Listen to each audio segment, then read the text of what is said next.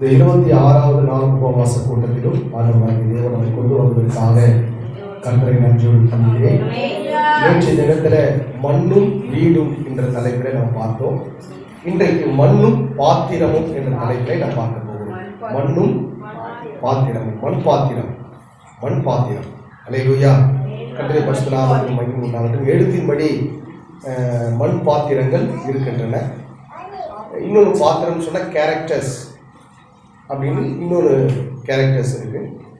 நம்ம ரெண்டுத்தையும் இன்றைக்கு தியானிக்க போகிறோம். அல்லேலூயா. ரோமர் 9ஆம் அதிகாரம் 21வது வசனத்தை நாம் வாசிப்போம். மிதியிட்ட ஒரே களிமண்ணினாலே குயவன் ஒரு பாத்திரத்தை கனமான காரியத்திற்கும் ஒரு பாத்திரத்தை கனவீனமான காரியத்திற்கும் பண்ணுகிறதற்கு மண்ணின் மேல் அவனுக்கு அதிகாரம் இல்லையோ என்று சொல்லி வாசிக்கிறது.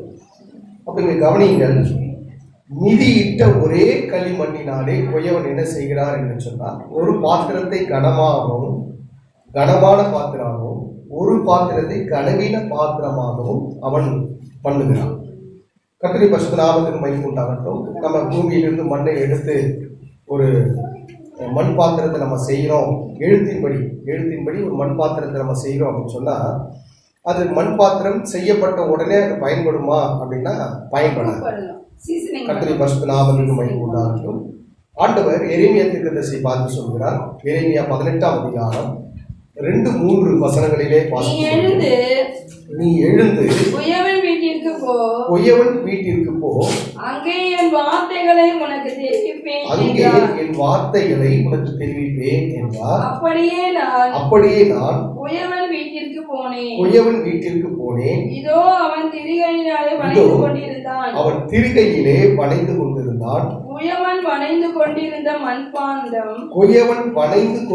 மண்பாண்டம் அவன் கையிலே கெட்டு போயிற்று. அப்பொழுது அதை திருத்தமாய் செய்யும்படிக்கு தன் பார்வைக்கு சரியாய் கண்டபடி குயவன் அதை திரும்ப வேறே பாத்திரமாக வணைந்தான் என்று சொல்லி நான் வாசிக்கிறேன். அல்லேலூயா.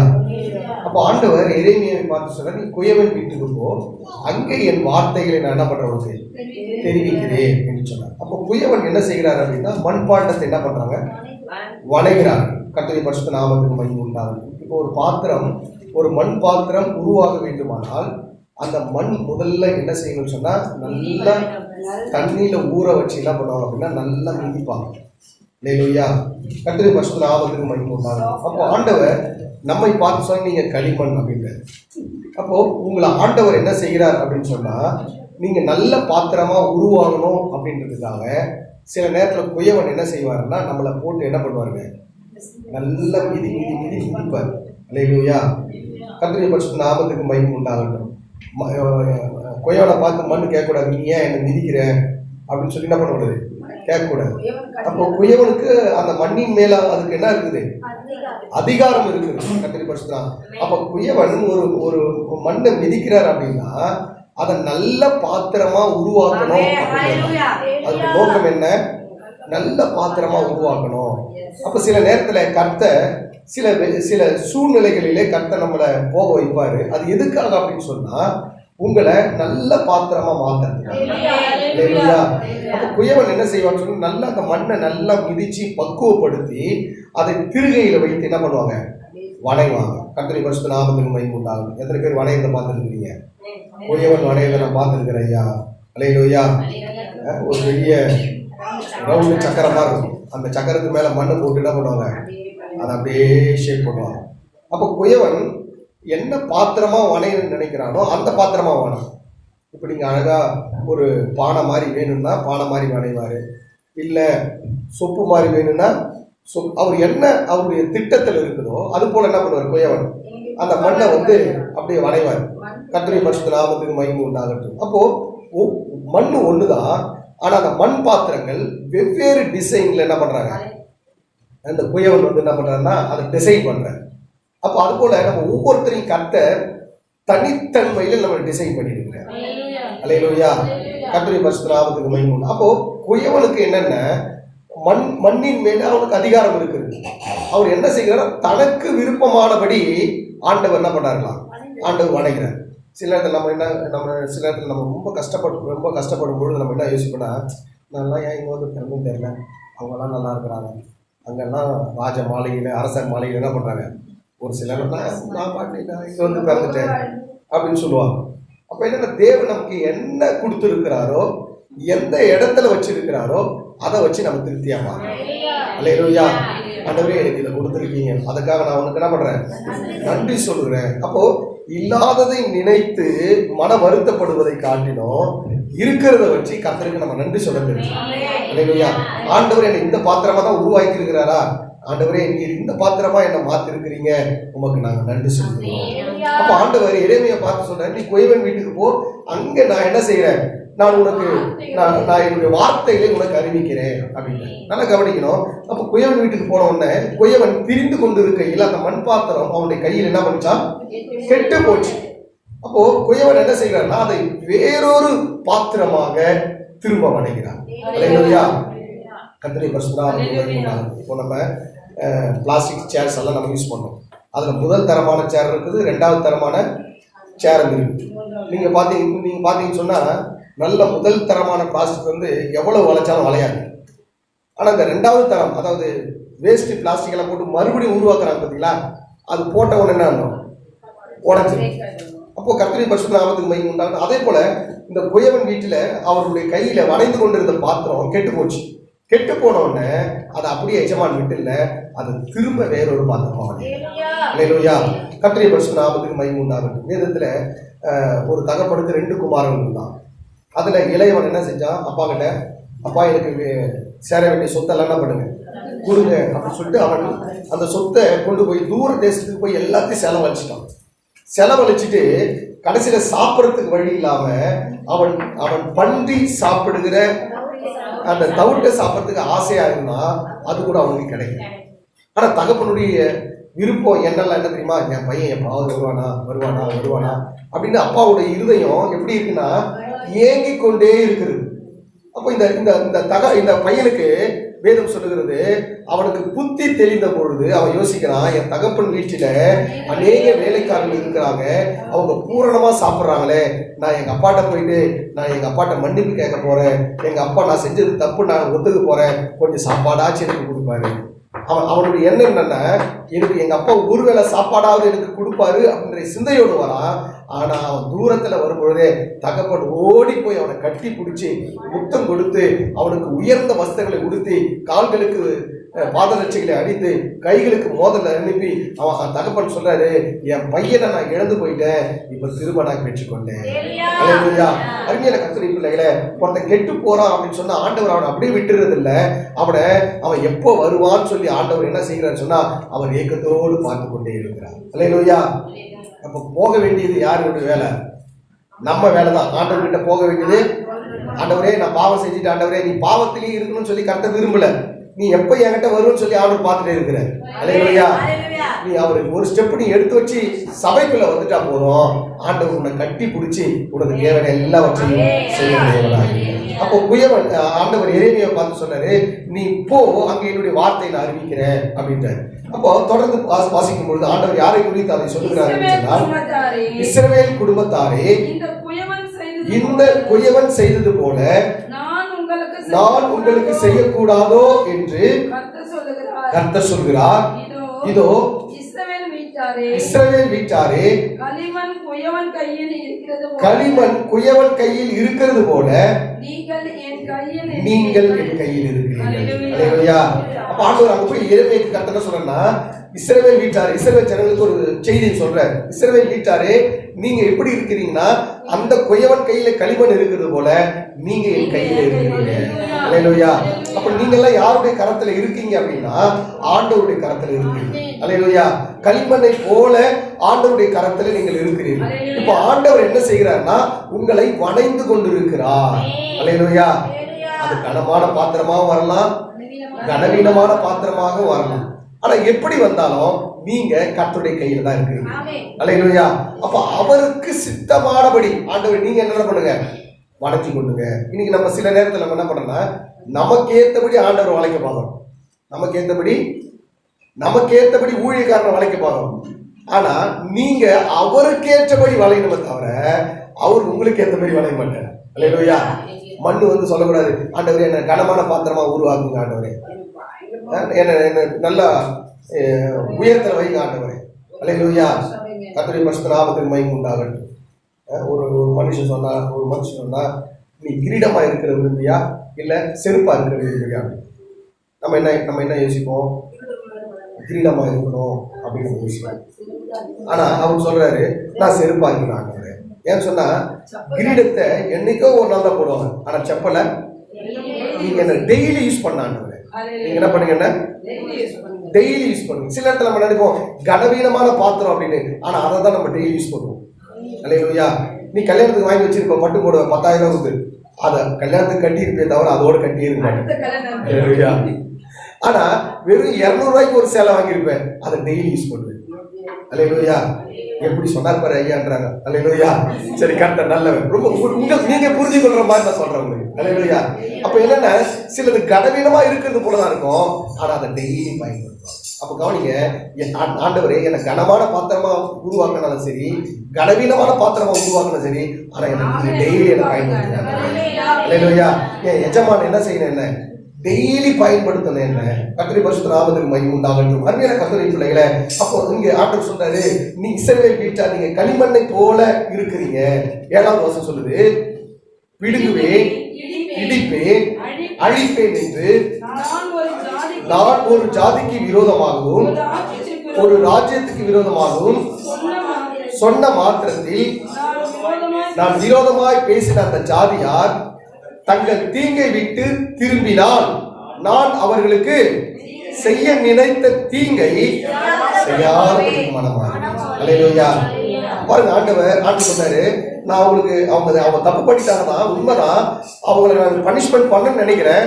ஆனா நினைக்கும் பொழுது அவங்க மனம் மாறிட்டாங்கன்னா நானும் மனசு மாறிடுவேன். அல்லேலூயா. அல்லேலூயா. அப்ப பாருங்க, கர்த்தர் தம்முடைய பிள்ளைகள் மனம் திரும்பிட்டாங்க அப்படின்னு சொன்னா கர்த்தர் என்ன செய்யறாருன்னா அவங்களுக்கு செய்ய நினைத்த தீங்க செய்யாம கர்த்தர் என்ன பண்றாங்க, மனம் மாறுகிறார்.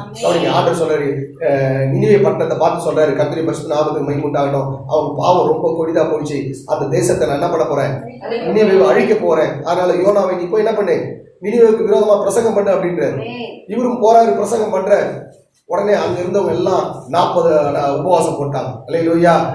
பெரியோர் முதல் சிறியோர் வரை என்ன பண்ணாங்க, உபவாசம் போட்டாங்க. ராஜா முதல் கடைசி வரை உபவாசம் போட்டாங்க. இப்போ ஆண்டவர் என்ன செஞ்சிட்டாருன்னா மனசு மாட்டாரு. அல்லேலூயா. ஏன்னு சொன்னா அவங்க என்ன செஞ்சிட்டாங்க, அவங்க மனம் திரும்பிட்டாங்க போது நான் என்ன பண்ணோம், நானும் மனசு மாறிட்டேன். அந்த 1,20,000 பேர் என்ன பண்ணிட்டேன், அவங்களை அழிக்காம அவங்களை விட்டுவிட்டேன். அல்லேலூயா. அருமையான கர்த்தருடைய பிள்ளைகளே, அப்ப ஆண்டவராகிய தேவன் ஆண்டவர் என்ன விரும்புறாரு அப்படின்னு சொன்னா, அவருடைய கரத்துல நம்ம இருக்கிறோம், நம்ம அவருக்கு ஏற்றது போல ஆண்டவரே நீங்க என்ன அணைச்சு கொள்ளுங்க அப்படின்னு நம்ம சொல்லணும். அல்லேலூயா.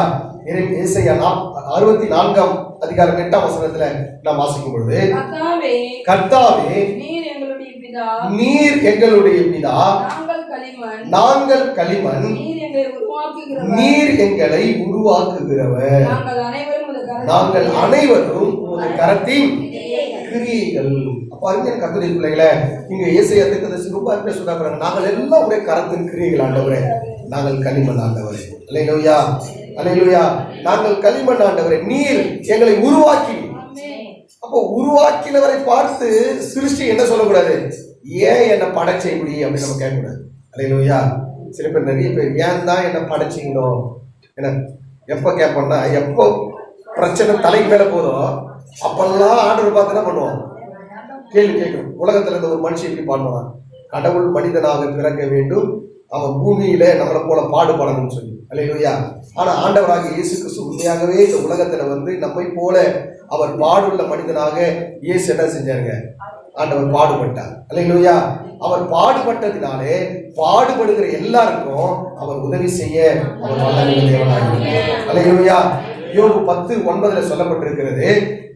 யோபு 10:9 வாசிக்கும்போது, களிமண்ணை போல எங்களை உருவாக்கினீர், என்னை திரும்ப தூளாக போக பண்ணுவீர் என்பதை நினைத்தருளும். அப்ப களிமண்ணை போல என்னை உருவாக்கினீர். அல்லேலூயா. கர்த்தரின் பரிசுத்த நாமத்துக்கு மகிமை உண்டாகட்டும். அருமையான கர்த்தரின் பிள்ளைகளே, அப்போ ஆண்டவராகிய தேவன் எழுத்தின்படியாக களிமண் பாத்திரம் இருக்கிறது. நம்ம கேரக்டர்ஸையும் ஆண்டவர் என்ன செய்யறாருன்னா, நீங்க பாத்திரமா இருக்கிறீர்கள் என்று சொல்லுகிறார். அல்லேலூயா. கர்த்தரின் பரிசுத்த நாமத்துக்கு மகிமை உண்டாகட்டும். அருமையான கர்த்தரின் பிள்ளைகள், வேதத்தில் நிறைய ரகசியங்கள் இருக்கு. இருந்தாலும் ஒரு 3 விதமான பாத்திரங்களை உங்களுக்கு நான் ஞாபகப்படுத்த விரும்புகிறேன். அல்லேலூயா. கர்த்தரின் பரிசுத்த நாமத்துக்கு மகிமை உண்டாகட்டும். விரும்பப்படாத பாத்திரம், விரும்பப்படாத பாத்திரம், தத்தளிப்பின் பாத்திரம், உடைந்த பாத்திரம். இந்த 3 பாத்திரத்தை குறித்து நான் சொல்றேன். இப்ப நமக்கு மனுஷனுக்கு கேரக்டர்ஸ் இருக்கு. ஒவ்வொருத்தருக்கும் ஒரு கேரக்டர்ஸ். நீங்க பாத்தீங்கன்னு சொன்னா, என்ன பாத்திரத்துல கூட நான் நடிக்கணும் அப்படின்னு சொல்லுவாங்க சில பேர். என்ன பாத்திரத்துல, என்ன கதாபாத்திரத்தை எனக்கு தரீங்க. இப்போ ஒருத்தர் ஆக்டர்ஸ் எல்லாம் போனீங்கன்னா ஒவ்வொருத்தருக்கும் ஒரு கேரக்டர்ஸ் தருவாங்க. இந்த ரோல், இந்த பாத்திரத்தில் நடிங்க, நீங்க அம்மாவா நடிங்க, அப்பாவா நடிங்க, பிள்ளையா நடிங்க அப்படின்னு சொல்லுவாங்க. இல்லையா? இப்ப அது போல நாம இந்த பூமியில கர்த்தருடைய பரிசுத்த நாமத்துக்கு மகிமை உண்டாகட்டும் ஒவ்வொரு கேரக்டர் எடுத்து வந்திருக்கோம். அப்போ அருமையான கர்த்தருடைய பிள்ளைகளை ஆண்டவராகிய தேவன் சில நேரங்களில நம்ம விரும்பப்படாத பாத்திரமா இருக்கிறோம். என்ன பாத்திரமா இருக்கிறோம்? ஓசியா 8ஆம் அதிகாரம் 8ஆம் வசனத்துல வாசிக்கும் போது, இஸ்ரவேல் விழுங்கப்படுகிறார்கள், அவர்கள் இனி புறஜாதிகளுக்குள்ளே விரும்பப்படாத பாத்திரத்தை போல் இருப்பார்கள். அப்ப ஆண்டவர் சொல்றாரு, இஸ்ரவேல் ஜனங்கள் எப்படி இருப்பாங்களா? புறஜாதி மத்தியில விரும்பப்படாத பாத்திரம் போல. அல்லேலூயா. நம்ம ஒரு 100 வருஷத்துக்கு முன்னாடி பார்த்து சொன்னா, சில சில சில சில கம்யூனிட்டிஸ் என்ன பண்ணுவாங்கன்னா, இவங்களை ஒதுக்கி வச்சுருவாங்க. என்ன பண்ணுவாங்க? ஒதுக்கி வச்சிருந்தாங்க.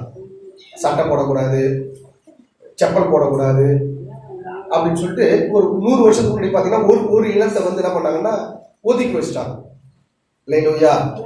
அப்போ கவனிங்க, அவங்க எந்த கம்யூனிட்டியில இருந்து வந்தாலும் அவங்க எதிர நம்ம செப்பல் போடக்கூடாது, ட்ரெஸ் பண்ணக்கூடாது, ரோட்ல அவங்க நடந்து வந்தாங்க நம்ம ஓரம் போய் நிற்கணும் அப்படின்ற ரூல்ஸ் எல்லாம் ஒரு 100 வருஷத்துக்கு முன்னாடி இருந்தது. அப்ப பாருங்க, கர்த்தரை விரும்பப்படாத பாத்திரமா இருந்தாங்க. அல்லேலூயா. கர்த்தரின் பரிசுத்த நாமத்துக்கு மகிமை உண்டாகட்டும். ஆனா ஆண்டவராகிய இயேசு கிறிஸ்து அதை எல்லாவற்றையும் மாற்றும்படியாக இந்த பூமியில் அவர் வந்தார். அல்லேலூயா. கர்த்தரின் பரிசுத்த நாமத்துக்கு மகிமை உண்டாகட்டும். அங்கே கர்த்தரின் பிள்ளைகளே, இஸ்ரவேல் ஜனங்கள் விரும்பப்படாத பாத்திரமாய் மாறினார். சில நேரத்துல கர்த்தரின் பரிசுத்த நாமத்துக்கு மகிமை உண்டாகட்டும், நம்ம ஆண்டவரை ஏற்றுக்கொண்டோம்னு சொன்னா நம்மள என்ன பண்ணுவாங்க? நம்மளை ஒதுக்கி வச்சிருவாங்க. நீ வராத, நீ செய்யாத அப்படின்னு. அல்லேலூயா. ஆனா உண்மை என்னன்னா, நம்ம தான் என்ன அவங்களுக்கு இஷ்டம். அது கர்த்தருடைய பரிசுத்த நாமத்துக்கு மகிமை உண்டாகட்டும். அருமையான கர்த்தருடைய பிள்ளைகளை, விரும்பப்படாத பாத்திரம்.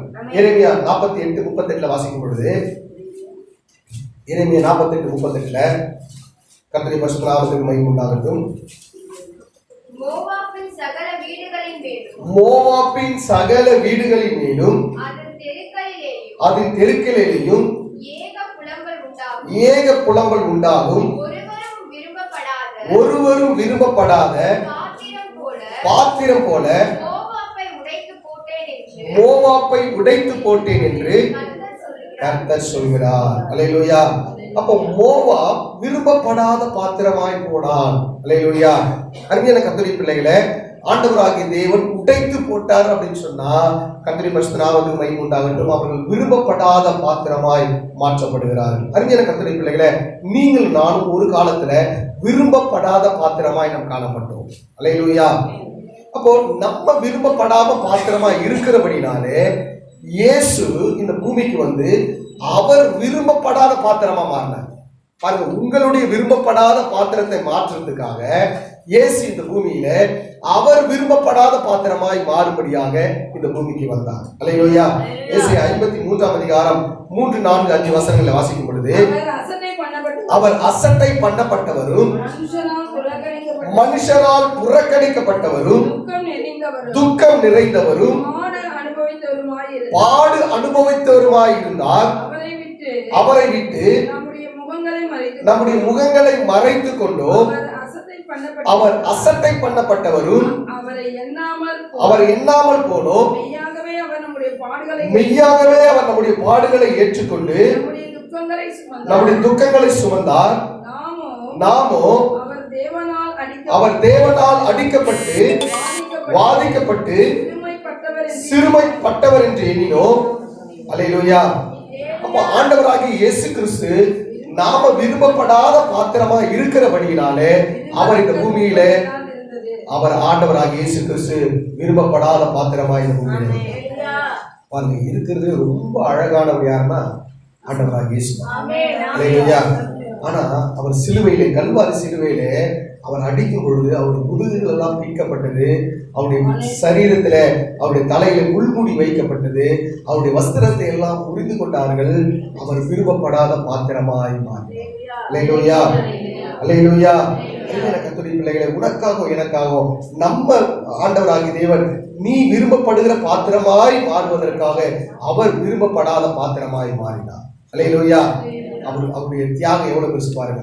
நம்ம எல்லாம் நீதிமானா இருக்கும்போது இயேசு வந்து மரிக்கல, நம்ம எல்லாம் பாவியா இருக்கும் பொழுது இயேசு வந்து மரிச்சார். ஒருவேளை நீதிமானுக்காக ஒரு ஜீவனை கொடுக்க அவன் துணிவான். ஆனா நம்ம பாவிகளா இருக்கும் பொழுது, துரோகிகளா இருக்கும் பொழுது, தள்ளப்பட்டவர்களா இருக்கும் பொழுது, விரும்பப்படாதவர்களா இருக்கும் பொழுது இயேசு இந்த பூமிக்கு அவர் வந்தார். அவருடைய கல்வாரி சிலுவையிலே சிந்தின ரத்தத்தினாலே நீ விரும்பப்படுகிற பாத்திரமாக ஆண்டவராகிய தேவன் உன்னை உருவாக்கினார். அல்லேலூயா. கர்த்தருடைய பரிசுத்த நாமத்துக்கு மகிமை உண்டாகட்டும். அருமையான கர்த்தருடைய பிள்ளைகளை, இரண்டாவது தத்தளிப்பின் பாத்திரம். வேதம் சொல்லுகிறது ஏசாயா 51ஆம் அதிகாரம் 22வது வசனத்துல வாசிக்கும் பொழுது, கர்த்தராகிய ஆண்டவரும் தம்முடைய ஜனத்திற்காக வழக்காட போகிற உன் தேவனுமானவர் சொல்லுகிறது என்னவென்றால், இதோ தத்தளிப்பின் பாத்திரத்தை உன் கையிலிருந்து இனி உன் உக்கிரத்தினுடைய பாத்திரத்தின் வண்டல்களை நீ குடிப்பதில்லை. அல்லேலூயா. அப்ப தத்தளிப்பின் பாத்திரத்தை உன்னிடத்தில் நான் என்ன செய்கிறேன்? நீக்கி போடுகிறேன், எடுத்து போடுகிறேன். சிலருடைய வாழ்க்கையில தத்தளிப்பா இருக்கும், வாழ்க்கையில தத்தளிப்பு. அல்லேலூயா. கர்த்தருடைய பரிசுத்த நாமத்துக்கு மகிமை உண்டாகட்டும். தத்தளிப்பு அப்படின்னும் பொழுது படகு ஆடிட்டே இருக்கும். வாழ்க்கைன்றது போட்டுன்றது, வாழ்க்கைங்கிற போட்டு ஆடிட்டே இருக்கும். தத்தளிப்பு, அது கீழே விடுமா இல்லை நிற்குமா, கீழே விடுமா நிற்குமா, ஒரே டவுட்டோடு கூட போயிட்டு இருக்கு வாழ்க்கை. அல்லேலூயா. வாழ்க்கையே என்னது? டவுட் ஆயிடுச்சு. ஆண்டவரே, என் வாழ்க்கையே டவுட் ஆயிடுச்சு. எதுக்குதான் என்னை படைச்சிங்க, எதுக்குதான் என்னை உருவாக்குறீங்க, எதுக்குதான் எந்த மாதிரி வாழ்க்கை எனக்கு கொடுத்தீங்க? நம்ம எத்தனை பேர் எத்தனை வாட்டி கேட்டுருக்கிறோம்? அல்லேலூயா. எப்பெல்லாம் சண்டை வருதோ, எப்பெல்லாம் பிரச்சனை வருதோ, எப்பெல்லாம் போராட்டம் வருதோ, அப்பெல்லாம் நம்ம ஆண்டவர்கிட்ட கேட்கறது தெரியுமா? ஆண்டவரே, என் வாழ்க்கை இப்படி தத்தளிச்சுக்கிறேன், நடக்குமா நடக்கதான் தெரியலையே, நடக்குமா, என் போட்டு எப்ப கவுரு போகுதுன்னு தெரியலையே, என் வாழ்க்கை எப்பதான் சீராகும், இப்படிதான் இருக்குமா என் வாழ்க்கை? சில நேரத்தில் நம்ம இப்படி கேட்போம், இதை விட என்னை எடுத்துருங்க ஆண்டவரே, இதை விட நான் ஒன்றும் ரொம்ப இதில் ஆண்டவரே என்னை எடுத்துருங்க, இந்த வாழ்க்கை எனக்கு வேண்டாம், இந்த வாழ்க்கை எனக்கு வேண்டாம். நிறைய பேருடைய வாழ்க்கையில நம்ம என்ன சொல்ல முடியுமா? ஆண்டவரே, எனக்கு இந்த வாழ்க்கை வேண்டாம். அல்லேலூயா. ஆண்டவருடைய எந்த பாதையில் நடத்துறாரோ அந்த பாதையில் ஆண்டவரே உங்களுக்கு ஸ்தோத்திரம் சொல்லுங்க. அல்லேலூயா. எந்த பாதையில் நடத்தினாலும் சரி, ஆண்டவருக்கு நம்ம என்ன செய்யணும்? நம்ம மகிமை கொடுக்கணும். அல்லேலூயா. யோபு 3:26 வாசிக்கும் பொழுது, யோபு 3:26 எனக்கு சுகமும் இல்லை, இளைப்பாறுதலும் இல்லை, அமைதலும் இல்லை, எனக்கு தத்தளிப்பே நேரிட்டது. அல்லேலூயா. எத்தனை பேர் சொல்றாங்க நம்ம வாழ்க்கையில, ஆண்டவரே எனக்கு வாழ்க்கையில சுகமே இல்லாண்டது, இளைப்பாறுதல் இல்லாண்டது, அமைதல் இல்லாண்டது, எதுவுமே இல்லாண்டது. எதுக்கு இந்த வாழ்க்கை? அல்லேலூயா. அந்த வாழ்க்கையை மாத்தான் இயேசு வந்தார். அல்லேலூயா. கர்த்தருடைய பிள்ளைகளை, உங்க வாழ்க்கையை இயேசுடைய கரத்துல கொடுத்து, இயேசப்பா எல்லாவற்றையும் அவர் மாற்ற அவர் வல்லமையுள்ள தேவனாக இருக்கிறார். அல்லேலூயா. கர்த்தருடைய பரிசுத்த நாமத்துக்கு மகிமை உண்டாகட்டும். தனிப்பட்ட மனிதனுடைய வாழ்க்கையில தத்தளிப்பு பாத்திரம். ஒரு ஊருக்கே தத்தளிப்பு. அல்லேலூயா. ஒரு ஊருக்கே தத்தளிப்பு. சகரியா 12ஆம் அதிகாரம் 2ஆம் வசனத்துல வாசிக்கும் பொழுது, சகரியா 12:2 இதோ சுற்றிலும் இருக்கிற எல்லா ஜனங்களுக்கும் நான் எருசலேமை தத்தளிப்பின் பாத்திரமாக்குகிறேன். தத்தளிப்பின் பாத்திரமாக்குகிறேன். எருசலேமுக்கு விரோதமாய் போடப்படும் முற்றுகையிலே யூதாவும் அப்படியே ஆகும். ஆண்டவர் ஒரு பட்டணத்துக்கு சொல்றாரு, எருசலேம் தத்தளிப்பின் பாத்திரமாய் மாறும் அப்படிங்கிறார். அல்லேலூயா. கர்த்தருடைய பரிசுத்த நாமத்துக்கு மகிமை உண்டாகட்டும். அருமையான கர்த்தருடைய பிள்ளைகளை, நம்ம வாழ்க்கையில நம்ம தத்தளிப்பின் பாத்திரமாக ஒரு கூட்டத்தை ஆண்டவர் வைக்கிறார். அப்ப எப்போ ஆண்டவர் தத்தளிப்பின் பாத்திரமா வைக்கிறார் அப்படின்னு சொன்னா, எப்பெல்லாம் கர்த்தருடைய ஜனங்கள் ஆண்டவர் விட்டு விலகி போனாங்களோ அப்பெல்லாம் அவங்க தத்தளிப்பின் பாத்திரமா மாறுவாங்க. அல்லேலூயா. சரி, ஒரு தேசம், ஒரு ராஜ்யத்துக்கே தத்தளிப்பு ஆண்டு கொடுக்கிறார். வாசிப்போம் சங்கீதம் 46:6 வாசிக்கும் பொழுது, சங்கீதம் 46:6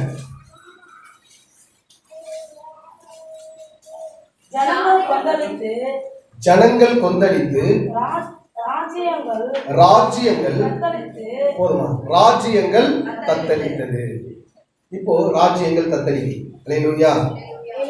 ரஷ்யாவுக்கும் உக்ரைனுக்கும் சண்டை, போர் நடந்து கொண்டு இருக்குது.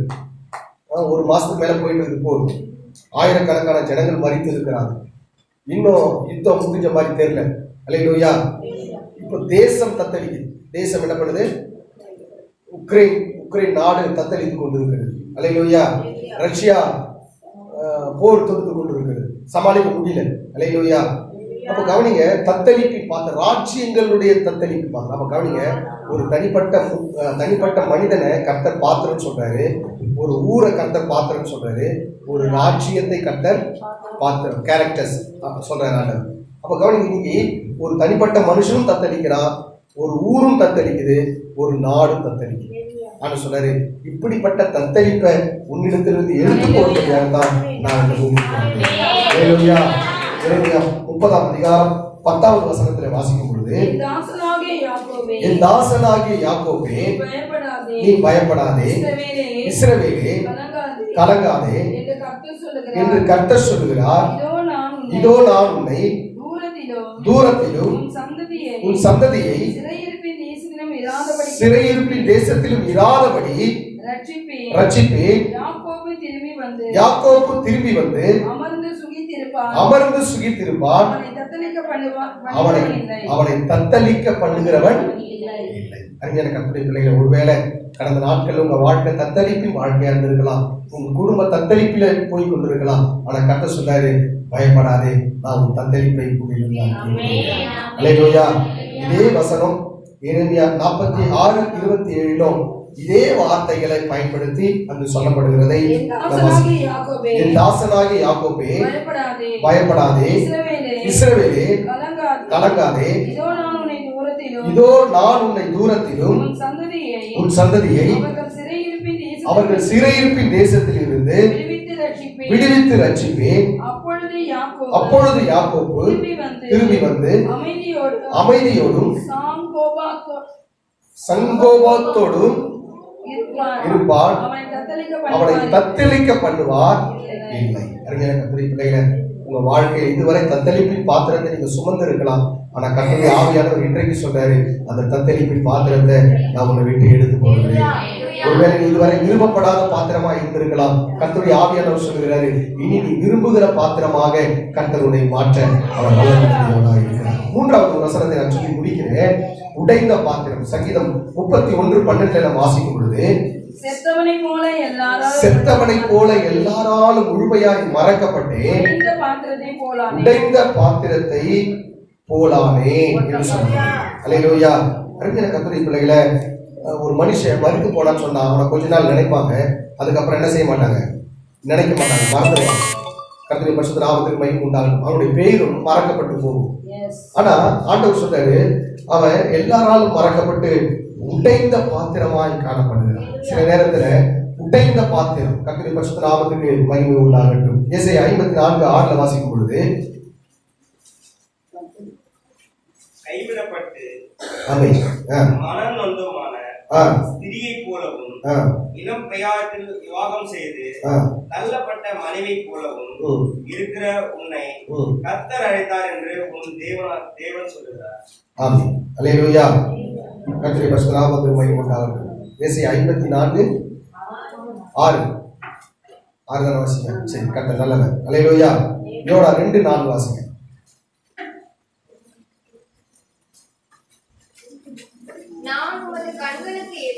நான் உமது கண்களுக்கு எதிரே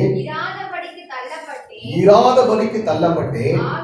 ஆகிலும் இன்னமும் உம்முடைய பரிசுத்த ஆலயத்தை நோக்குவேன் என்று. அல்லேலூயா. யோனா சொன்னார், ஆண்டவரே உங்களுடைய சமூகத்திலிருந்து நான் என்ன பண்ண மாட்டேன், தள்ளப்பட்டேன் ஆண்டவரே, உடைக்கப்பட்டேன் ஆண்டவரே, நான் நொறுக்கப்பட்டு இருக்கிற ஆண்டவரே, என்னை ஒரு விசையாய் கொண்டு வைப்பார். அல்லேலூயா. கர்த்தருடைய பிள்ளைகளே, ஆண்டவராகிய இயேசு கிறிஸ்து உடைக்கப்பட்ட பாத்திரத்தை ஆண்டவராகிய தேவன் நீ உடைக்கப்பட்ட பாத்திரமாக இருக்கிறபடினாலே அவரும் உடைக்கப்பட்ட பாத்திரமாக இந்த பூமியிலே வந்தார். அல்லேலூயா. ஆண்டவராகிய இயேசு கிறிஸ்து கடைசியா கல்வாரி சிலுவையில போவதற்கு முன்பாக ஆண்டவர் சொல்றாரு கெச்சபடி தோட்டத்துல மத்தேயு 26ஆம் அதிகாரம் 42, 43, 44 வசனங்களை வாசிக்கும் பொழுது இந்த பாத்திரம் 26:42 நான் மறுபடியும் இரண்டாம் தரம் போய் என் பிதாவே இந்த பாத்திரத்தில் நான் பானம் பண்ணினால் ஒழிய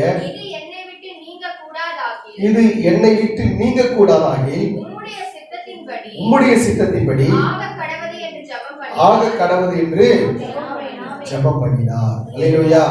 ஆண்டவராகிய இயேசு கிறிஸ்து கெச்சபடி தோட்டத்துல போய் ஜெபம் பண்ணார். இந்த பாத்திரம் என்னை விட்டு நீங்க கூடுமானால் நீங்கும்படி செய்யும், ஆகிலும் என்னுடைய சித்தத்தின்படி அல்ல உம்முடைய சித்தத்தின்படியே.